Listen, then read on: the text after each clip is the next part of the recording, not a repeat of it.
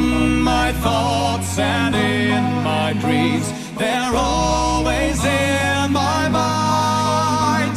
These songs of hobbits, dwarves and men, and elves, come close your eyes.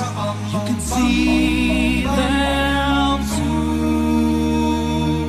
too. My first character, basically where the whole Spoony thing came from, okay, here's how we started, was I really wanted to make a bard character. For some reason I was looking through the old player's handbook, and I just liked the idea of a bard, because he could kind of do everything. You know, he's a fighter, a mage, and a thief without actually having to be the fighter, mage, thief class. So, you know, jack of all trades, master of none. I was like, that's kind of cool. So, I was like, I wanted to come up with a name that was something the something, because all the best characters like Eric the Red, or, you know, Robert the Bruce, you know, he wasn't a character, he was an actual story. You know what I mean, though. I wanted something, or something of something, or something from something. You know, I wanted something very descriptive. So, to where, because mainly I wanted my guy to have, like, a reputation. So, like, it was very kind of an early proto-Jack Sparrow, long before there was a Jack Sparrow, where he's, you know, somebody would bring up his name and he'd be like, oh, this guy, you know, because he's known for being this. Something outlandish I could introduce myself as, to where it would speak of great deeds or some kind of ego. I wanted my guy to be very boastful. So that's what I came up with, and so and also what I wanted to do was make the adjective that I tacked on the end of his name be something that nobody knew what it was. Like something like, you know, Tandem the ostentatious, you know, not that word, but something descriptive or very obscure that nobody knows what the fuck the word means. So I was trying to find a word like that. And so eventually I was playing Final Fantasy II on the SNES. And that's where there's a scene in there where the old sage is beating up the bard, because I started thinking, I was like, oh, there's a bard in that. So originally his name was going to be Edward. I'm like, nah, that's too obvious. I don't want to be Edward. So I came up with just Tandem. That was his name. I don't know why. It was just whatever. And then at that point he goes, "You Spoony Bard," and I'm like, "Oh, a Spoony. That's no. I don't know what that word means." So when somebody, you know, my guy was Tandem the Spoony, and that was how he would introduce himself to everyone, and everyone would be like, "What does that mean?" And I'd go, "Oh, it's Elvish. You wouldn't understand." So that was the whole thing where, you know, Spoony does have a meaning if you look it up, and actually it's very fitting for the character the way he turned out. But yeah, that's where that comes from. And so that was always the nom de plume or nom de deeds or whatever you want to call it of him, was he was the Spoony guy. So, and it was also very easy to remember because there's a very bad habit in a lot of role-playing groups where nobody learns the characters' names, to the point where people are just kind of defined by their job, or worse, their race. So, like, you'll see this happen so many times in an RPG where you'll get into a fight and you hear the guy go, "Elf, shoot that guy with your arrow," and the elf is like, "My name is fucking Moonbeam," you know. Or they'll be like the dwarven thief, or they'll be like, "Dwarf," or worse yet, thief. Like, "Thief, go disarm that trap," and the guy's like, "I have a name," you know. And second of all, you don't know my character's a thief, because not every thief, like, advertises that they're a thief. They just kind of pose off as being mercenaries. So, like, whenever I would play a thief, I would always correct people. It's like, how do you know I'm a thief? You've never actually seen me steal anything. Because whenever I would steal shit, I wouldn't announce to the other guys, like, "Hey, guess what? I stole this shit," you know. I was always very subtle about it. I just pretended to be a fighter, or a very skilled fighter. I always said, like, "Oh, I know, I'm keen-eyed, I can see traps," and it's like, "I'm a hunter," you know, whatever. They knew I was a thief, but I didn't want them to yell, like, loudly, "Hey, thief, go check that out." Like, fucking hell, man, you know. So you hear that a lot, where people call the elf the elf. I always learn other characters' names. That's just the thing I do. I don't want to be that guy who's always like, "Dwarf, go fight that thing." So I played Tandem the Spoony was a bard, and he was my longest running character. To the point where I think everyone kind of has a character like this, especially back in the old days, where they played that character, and if you were lucky enough to get to higher level, you kind of got very protective of that guy, and you kind of, there was a lot of stories tied into this guy, and he was actually one of those characters where I leveled him up to 20. I got to the highest level you can be, and then went further to the point where at level 20 your characters can ascend into being gods.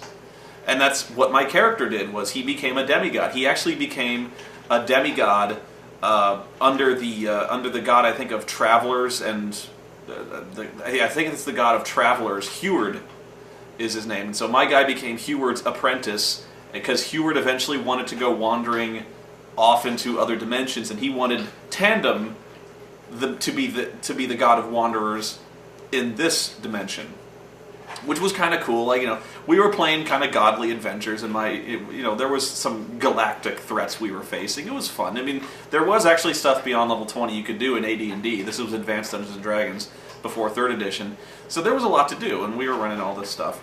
And it got to the point where the group kind of moved on, and I still wanted to play my character. But the problem is the other group the guy was running was level 15 or something like that. He'd been running 2 campaigns for a very long time. I played Tandems the Spoony for 3-4 years before this, and so I'm like, well, so they're level 15, right? And he goes, yeah. So I go, well, we could still work this out in terms of storyline. Besides that, my character's not really having a good time being a god. It seemed like a good idea to Spoony at the time to, well, of course, be a god. That sounds awesome. You wave your hand and things happen. And so, problem is, he got really bored, because when you're a god, you have various responsibilities, and you have to, listen to prayers, and there's all sorts of adulation and stuff like that, and people are praising you, and it sounds great, but all of a sudden everyone's there's a lot you gotta do when you're a god. And so my guy wasn't really digging the responsibility of it. He was, ironically, he was becoming the god of wanderers who had to work at the office. And so I'm like, what about this? And so I'm like, can you think of a way that my character would be demoted in some way? And he's like, I can think of something like that. So we ran an adventure where my guy got caught. I forget the goddess's name. It wasn't Aphrodite. It was like one of Zeus's daughters. I got caught porking one of Zeus's daughters, and my reaction, they goes, okay, you visit Mount Olympus because you've never been there. You go to, it's called Bitopia. I think Mount Olympus is on Bitopia. So I'm like, well, your character goes to Bitopia, and he goes to scale Mount Olympus because he's never seen the gods of the Greek pantheon. You've heard all sorts of stuff. So you go drinking with, you go drinking with all these gods. You visit the North. You visit Valhalla, and you drink with Thor, and you have a great time fighting in Valhalla. And you get really wicked hammered there, and then you go to Mount Olympus. And of course, my character is quite the ladies' man. Over the course of the adventure, my character eventually wound up with 20 charisma, because he started out with a natural 19. And he got, somehow, I think because when you become a god, your natural stats go up. And so my character had like a 20 charisma, so he was really fucking good looking. And he was very charismatic as well. He was boastful, but he was a swashbuckler. This is what he did. And so, why can't I remember this goddess's name? It was one of Zeus's daughters. So Zeus walks in on me porking one of his daughters, and he physically threw me off Olympus so hard that I landed on my head, and he officially cast me out of Olympus for now and forever. And even the other gods were kind of shaking their heads. And my reaction when Zeus walked in was like, what? He didn't take kindly to that at all. So, yeah, he physically hurled my fucking ass off Olympus. And there was associated level loss because Zeus gave me the beating of a lifetime. And even Heward had to kind of shake his head and be like, you shouldn't have done that. You pissed off the father of gods. And I'm like, what? She came on to me! And he's like,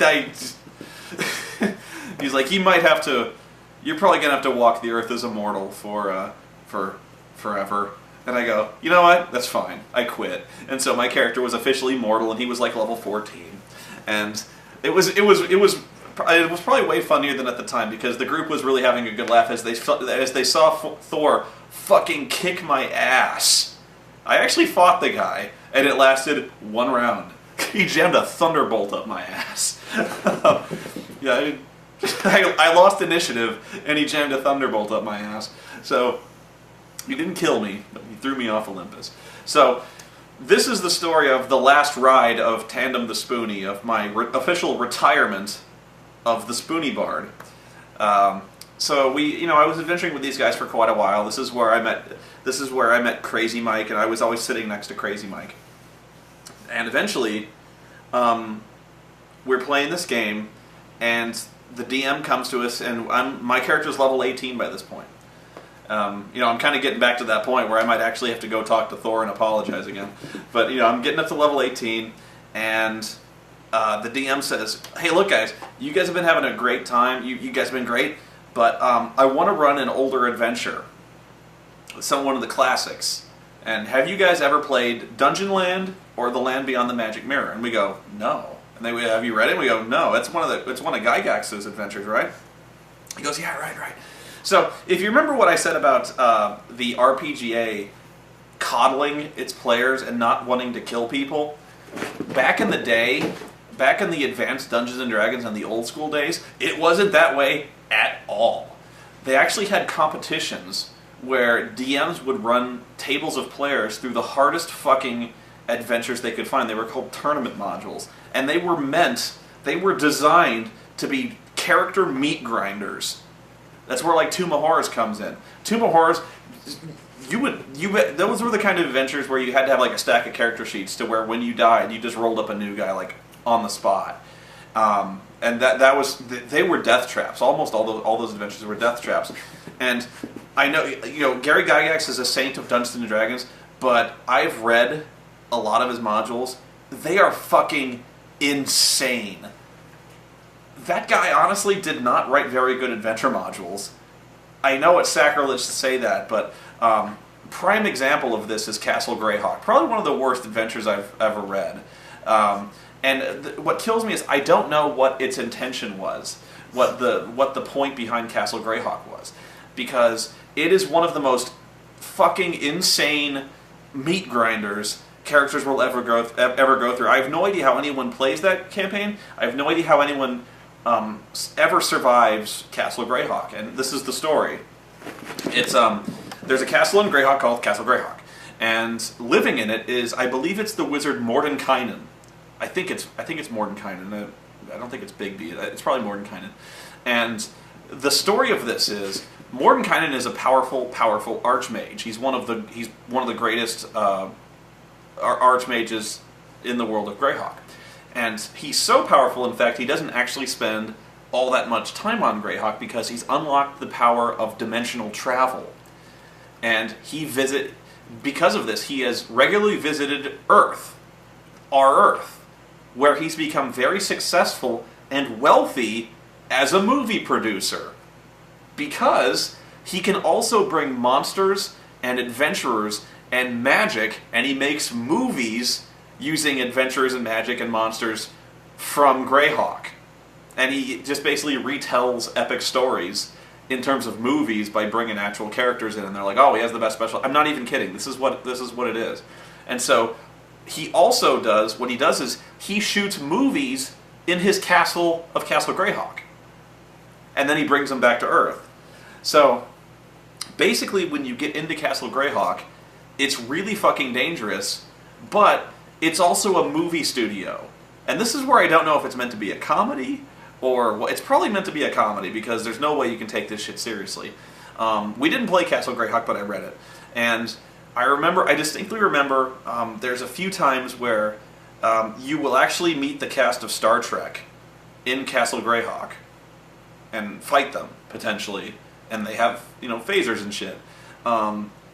Also, when you get to the lowest level of Castle Greyhawk, there's random encounters that occur because you start going into the dressing rooms for the various actors in Mordenkainen's movies. And one of the random encounters is Thor. So, and it actually specifically says, you walk in on Thor's dressing room and he's very upset to see you and he attacks immediately. So you have to fight fucking Thor. in Castle Greyhawk. I couldn't even fucking believe it. I was reading this adventure module, and it's like, oh, you see a Bulette and some monster, a Mind Flayer. Thor! So, yeah. Like a Beholder and a Thor. I'm like, oh, okay, Thor. What the fuck is Thor doing here? What are the fucking casters? He beat up fucking Shatner in Castle Greyhawk. I didn't get it. So, this is before I knew this. But I knew that Dungeon Land and Land Beyond the Magic Mirror are widely considered to be classic dungeon crawl modules. And so, he's like, what do you say for our last adventure, we run through Dungeon Land? And we're like, right on. Our characters were kind of reaching retirement age anyway, and I was honestly pretty sick of playing Tandem the Spoony anyway. I probably shouldn't have had him demoted. It was a funny story, but I probably should have just let him kind of be a demigod and kind of assume his place as the god of travelers. It was a good way to set him off. But I was like, okay, well, this is a good retirement thing. We can go through this. And so I'm expecting this really classic module. And here's what Dungeon Land is. I knew this much, but here's what it is. It's Dungeons and Dragons characters going through Alice in Wonderland. That's exactly what it is. It's not even an attempt. It's not a ripoff. It's just, what if your D&D characters went to Wonderland and fucked around there for a while? But here's the problem. It's one of Gygax's modules. I'm almost certain it is. But it is an absolute nightmare. It's like the most dangerous fucking place I've ever seen in any Dungeons & Dragons. My character's been to hell and fought his way out of hell. And Dungeon Land was worse. Fucking everything wants you dead in Dungeon Land, in Wonderland, or whatever you want to call it. Let's just call it Wonderland. Fucking everything wanted us dead. Fucking everything was attacking us constantly. There was not a nice person in the entirety of Wonderland. And I know, I grew up watching the fucking Disney movie, and then there's whimsical characters, but they didn't fucking try to kill us. So, prime example of this. We're wandering around, and one of our first encounter is like the caterpillar who smokes the hookah, and he's on this big flower, and he's reclining, and he's talking to us, and he's smoking his hookah, and he's just talking to us, like weird stuff. He's like, and he's really stoned, because so the DM's talking. He's like, so how are you guys finding this place? Is it cool? And we're like, it's interesting. We've encountered some dangerous things. He's like, oh, don't worry about that, man. It's just because you're different, man. All you gotta do is just kind of go with it, dude. And we're like, what do you mean? And he's like, if you just take the time to relax and chill out and just learn to take life easy, things won't seem to bother you all that much. And that's the key, man. I've been here for thousands of years, smoking my hookah, and I'm happy as can be, and everything is good. Why don't you join me? And right now I'm starting to think things are up. Because he's talking to us, the DM's talking to us, saying this really mellow stoner talk. Like, the word rural is really hard to say. Rural. And we're like... And so, the DM starts rolling dice. And I'm like, what's going on? Because he's just droning on and on about how cool things are and we should just mellow out. And he starts looks at one of us and he rolls dice and he looks down and he's like, And he looks at me and he rolls dice and he goes, And I'm like, all of a sudden I start thinking, oh my god, this dude, he's fucking with us. Worse yet, he's casting some kind of spell on us. Like he's trying to hypnotize us because he's looking right in my eyes and he's droning. And so I'm like, I leap up, I slam my hands on the table and I leap up and I go, counter song! Fucking counter song! And everyone at the table looks at me and they go, what the fuck is counter song? And I'm just like, I jumped up and I started singing. I started singing at the table. I started singing Iron Maiden, actually. Like, I started singing Fear of the Dark. And everyone's looking at me like, what the fuck are you doing? And I'm like, I'm singing a ballad right now. I'm singing it loud, and I'm drowning out this fucking caterpillar fucker countersong. So if you don't know what countersong is, it's a little-known bard rule that is almost never exercised, because it almost never comes up. What countersong is that, at least in AD&D, bards are gifted with the unique ability of countersong, which allows you to counter any musical-based or sonic or any kind of sonic attack that is meant to fascinate or enchant or in any way deceive you. But it almost never comes up, because nobody attacks you with music or sound or tries to hypnotize you with... It never comes up, ever.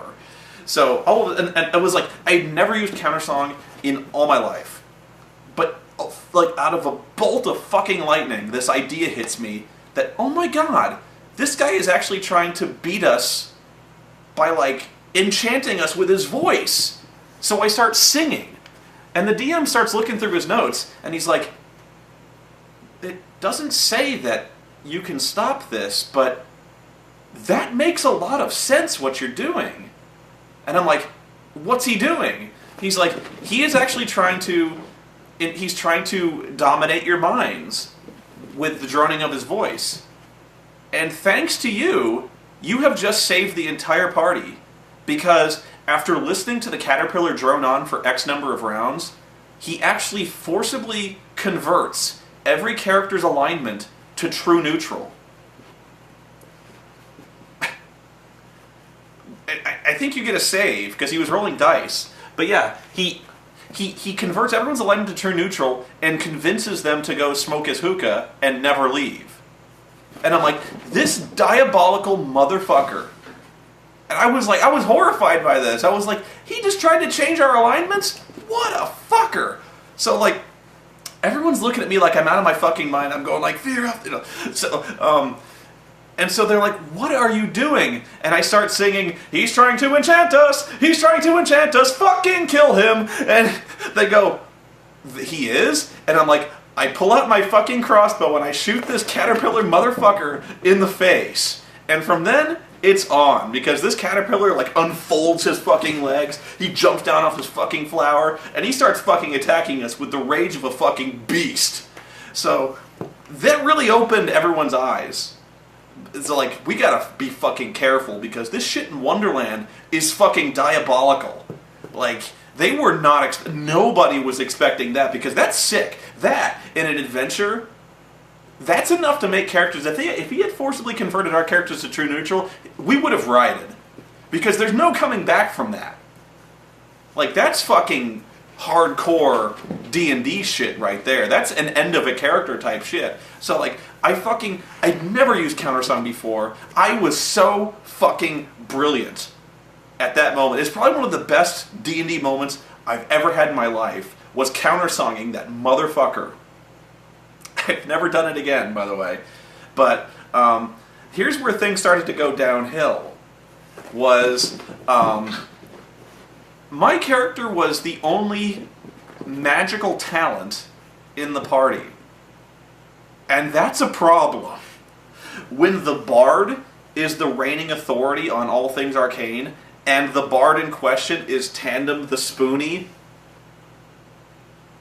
that's a bad thing. Because my character had a fair amount of intelligence, but he's Tandem the Spoony. And he doesn't really know a whole lot about magic. He just kind of takes scrolls and then copies them because they have cool sounding names, and then casts them. So, like, people would bring him stuff, and they'd be like, can you identify this? And so they'd give him a sword, and my guy would be like, oh, well, it's a... So I'd roll my bardic lore, and sometimes I would be successful, oftentimes not. So I'd be like, it's a blade of sharpness. And they'd be like, really? I'd be like, oh, yeah. Yeah, I figure you got like a +3 on this sumbitch right here. And but, you know, I could read, if there was words written engraved on the sword, I'd be like, this is the blade of Elfonderil. You should have just yell Elfonderil before you run into a fight, and it'll be good. So, like, my character is completely just half-assing it in terms of the magical type. We had no wizard. My guy was the only spellcaster, aside from the cleric, of course. So, the next stop was the tea party. So our characters wander through the woods, and we're looking for some way out of here. We're stuck in Wonderland, and we come across the Tea Party. And we're actually really excited, because, we love the Tea Party. The Mad Hatter's there, the Dormouse, all this shit. And the Mad Hatter greets us, and he's like, "Oh, come and join our tea party. Come and join us." And so we're like, "Right on." So we sit down. We're jabbing with the fucking Mad Hatter, and he's giving us his weird spiel about unbirthdays and stuff like that. And he's fucking crazy. But we're drinking the tea. We're drinking the Kool-Aid. We shouldn't have drank the tea, because God knows what was in it. But the DM was actually kind of not expecting us to be chumming it up with the Mad Hatter, because he's kind of nutso. And so at some point he's like, "Oh, since you're all having a wonderful time at the tea party, well, it seems you're not in the proper costume." And we go, "What do you mean?" He goes, "Well, you see the Dormouse has a hat. The other people around this table all are wearing hats. Would you like a hat as well?" And we go, "No."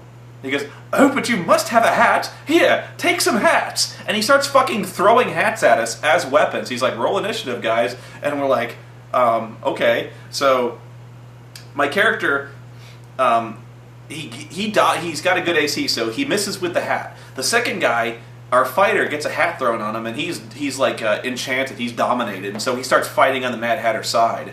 So we're like, "Oh shit, this is on now." So the cleric starts attacking the hat on the fighter's head, and so the Mad Hatter's like fucking draws a sword or some shit, and he starts wading into combat with us. And this guy is fucking badass. This Mad Hatter is no push. This guy was fudding whackering all over us, man. This Mad Hatter, who's not fucking around, like, at all. So the Mad Hatter and all the Tea Party guys start jumping us, like hardcore jumping us. They're beating our asses. And so my character's not the best fighter, like I said. He's kind of a jack of all trades, but he's not exactly a frontline type guy. He has a sword of speed. He had a sword of speed, and what other weapon did he have? It was he had a Becta Korban, an unenchanted Becta Korban, because he liked the hammer on it. He liked having a polearm. And he's like, "I want to know polearm." So he had a sword of swiftness. That's what it was. So the other guy starts sussing out targets, because there's basically one for each of us. So the Mad Hatter's engaging the fighter and the cleric. The other guys at the Tea Party, I can't remember the other guys at the Tea Party. And I go, "I got the Dormouse." That's Oreo. And so I point over at the Dormouse, because the Dormouse like leaps up on the table and starts cracking his knuckles. And I'm like, "Oh." He the Dormouse like points at me, and I point at him, and I'm like, "Oh, you want some of this, you rat motherfucker?" And the Dormouse is like, those of you who have read Dungeonland are laughing right now. So I jump up on the table, because I'm a swashbuckler. I draw my sword of swiftness out, and I jump up on the table, and I'm like, "Ha ha! Today you cross blades with Tandem the Spoony. Unfortunately, you don't have a blade." And so this fucking guy, the Dormouse, he rolls initiative and beats me. And then he proceeds to fucking crane kick me 30 feet backwards for about half my hit points and damage. And the DM starts laughing at me. And I'm like, "What?" He goes, "You just picked a fight with the best fighter at the Tea Party." I go, "What?" He goes, "Yeah, the Dormouse, he's a 20th level monk." Oh my god! If you've ever seen what a monk is capable of at high levels, he basically has the touch of death. He has the 5-point exploding heart technique. That's what the 20th level monk has. They have their bodies are so hard they're made of diamond, essentially. They're essentially immortal. The fucking Dormouse, 20th level monk. I am not even shitting you. So all of a sudden, Tandem the Spoony is in the fight of his life against the fucking Dormouse. It was like a kung fu battle for the ages, because everyone's fighting the Mad Hatter, and the Mad Hatter's like a sorcerer. He's not all that badass. the other party guests are pretty fierce. The Mad Hatter's pretty badass, but I am in a fucking war with the Dormouse. And believe it or not, in a straight up fight, I won. My 18th level bard beat a 20th level monk in a fair fight. That, my friends, is badass. That should not happen. But the dice were on my side. I used my spells brilliantly. I hit when I needed to hit. And I beat that Dormouse motherfucker's ass. We beat the Mad Hatter. And we all came out of it alive. We fucking wrecked that tea party. But from that moment on, we were done. We looked at each other. My character was within like 3 hit points of dying. I got like a broken arm. I got hit with the 5-point palm exploding heart technique, and I saved against death, and I survived. I'm like grabbing my heart. I got my nose broken. My arm is at my side, and like as soon as I dropped that Dormouse, I fucking like rained blows on it to make sure he was fucking dead. I cut that motherfucker into quivering cubes of jelly. So I'm like, you stupid Dormouse, you stupid fucker Dormouse. They had to pull me off his quivering carcass. And we look at each other. The entire tea party is a smoldering fucking ruin because I was throwing fireballs, I was throwing lightning bolts, all sorts of shit. And you can't have the squeaky toy, it's distracting. It's a war zone. The party, we all look at each other, and we agree, from that moment on, we're fucking done with Wonderland. This place sucks. We agreed from that moment on, whatever we saw, we was gonna kill it. We weren't gonna do this Wonderland whimsical shit. We weren't gonna go walk up to the friendly caterpillars. We weren't gonna walk up to the fucking Cheshire Cat. We weren't gonna negotiate with the Queen of Hearts. No more of this shit. No. Oreo, no. No more of this shit. It's a war. So like, we would burst through the woods, and the DM would be like, you encounter a clearing, and you hear a melodic chuckling, and all of a sudden you see smiling teeth appear in the distance, just underneath a set of cat's eyes. Welcome, the Cheshire Cat says, and we're like, you could stop right there, we're fucking killing it. And he's like, but it has like a he's like, but it has a spiel, he wants to talk to you, and we're like, yeah, no, we're shooting it a lot. And sure enough, the Cheshire Cat was going to attack us anyway. So, the Queen of Hearts, we just stormed the Queen of Hearts' garden and just killed everybody. We weren't having this shit anymore.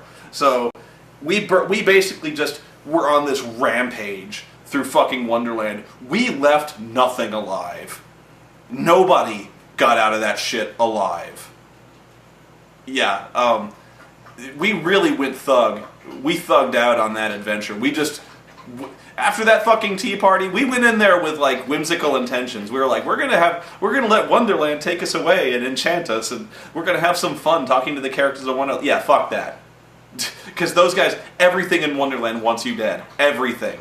The Queen of Hearts, off with her heads. Yeah, she's one of the more straightforward guys in that adventure. We were just like, no, fuck it. Queen of Hearts is dead. So, and it's a meat grinder. I mean, these characters were fucking dangerous. I forget what the Cheshire Cat was, but the Cheshire Cat was no pushover neither. Because it kind of like evolved into some hulking brute form, and that was no fun either. So, we brawl our way through Dungeon Land, and we're going through Land Beyond the Magic Mirror. And we finally reach the end.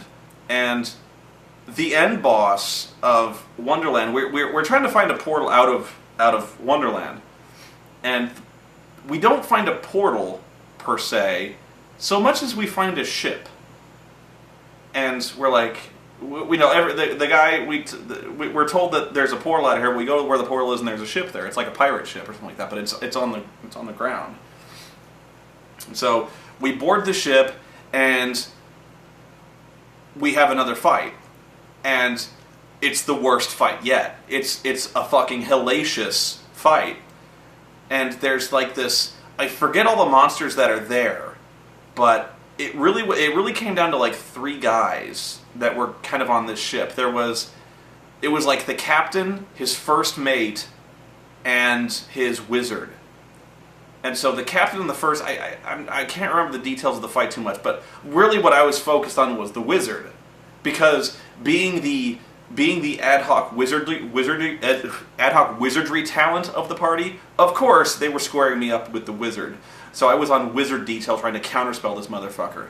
But what the DM told me was, he goes, yeah, you're fighting this jester, and as soon as the fight starts, you see the flesh melt off the jester's face to where you see that he is merely a skeleton wearing harlequin clothes, and there's a skull with glowing blue eyes beneath. Thanks to your bardic lore, you deduce that the jester is in fact a lich. So I'm like, oh fuck. What is... I'm like, oh fuck. First the level 20 fucking Dormouse monk, and now a lich? He's like, yeah. I go, I hate you.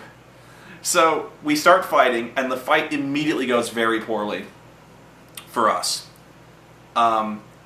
The first thing the lich does is cast, I believe it's an 8th or 9th level spell. It's one of the highest spells in the game, called Prismatic Spray.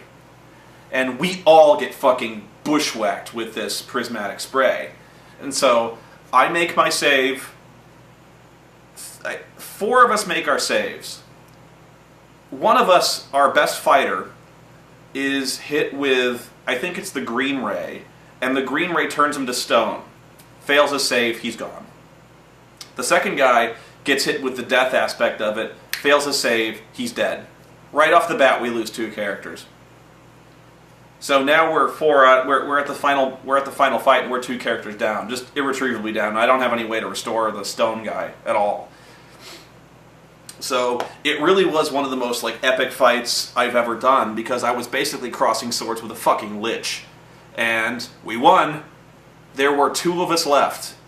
It was me and the cleric. Are you crying, Oreo? Come here. Come here. It was me and the cleric who were the only ones left. Our ranger died, our fighter died, our thief died, and who else died? We had a ranger. It was like 2 fighter, whatever. But it was me and the cleric who were the only ones left, and we won. I don't know how we won, but that was a fight. So the DM's like, there's no other crew on the ship, and you have killed the captain, so the ship is yours. And I go, great, the ship is ours, but it's on the land. He goes, well, yeah, but if you go looking you go looking in the captain's cabin, and you discover the captain's log that this is a Spelljammer ship. And I'm like, I'm not too familiar with Spelljammer, but he's like, oh, that's okay. You can read the captain's log, and it's fairly straightforward. This is a ship that flies between worlds. It can actually lift off and take you. So this is your escape. This is how you're going to get away from Dungeon Land. You're actually going to physically sail off and follow the charts back to your home. And so I go, wow, okay, that's pretty cool. But who says I want to go home? He's like, the DM goes, what do you mean? He goes, well, if this is our final voyage, what do you say we follow? I talked to the cleric, what do you say we follow these charts and just second star on the right straight out until morning? And the cleric's like, yeah. Well, we should probably take the bodies back to their homeworld and see if we can get them raised. I'm like, oh yeah, but after that we'll go sailing. And he's like, yeah, okay. So that was the last ride of Tandem the Spoony, where I went back and I got my friends raised, or unstoned, as it were, and we fucking killed everything in Dungeon Land, and then we sailed off into the stars, and I couldn't think of a better way for the character to officially retire. And it really was one of the greatest series of victories I've ever had in a series of role-playing games, because the DM did not let us win. He pulled no punches. He fucking threw a 20th level monk at us, he fucking threw a lich at us, and he threw the fucking lich's minions, and he killed almost all of us. But we had no backup, we had no lifeline, we pretty much all died, and I won't lie, it came down to a lot of luck. But you know what? Sometimes that's how fights go, is it comes down to a lot of luck. I would not want to play that kind of adventure again, just because 99 times out of 100, we would have lost that one. But this time we won, and it was because of teamwork, and it was because we played our characters well, and we made some good decisions, and things worked out. So yeah, that was, and it was a good way for Tandem, who was by the end of Dungeonland, he was pretty shell-shocked, and he was pretty much ready to retire from the adventuring biz. So so he had a ship, and he was going to go exploring other worlds, because he'd seen everything there was to see on Greyhawk. So he was going to go cruising other worlds, and so I think that was it was a good way to do it. And actually, it's a way for him to come back one day if he ever feels like coming back. If I ever run a D&D game and I felt like bringing him back, I can bring him back as first level. You know, you can always assume that he used to be a demigod, or he could have been a demigod again, or whatever. You can kind of justify anything you can do anything to justify the loss of levels or whatever. He could come back one day and do an adventure. I don't think I'd ever want to, but if the right adventure came along, I could see it happening. Eventually he finds a new world, he settles down, and he's kind of the worldly guy who's been everywhere, kind of a legendary figure, very infamous. But yeah, that was Dungeonland and how we killed everything in it. That's the story. Bye.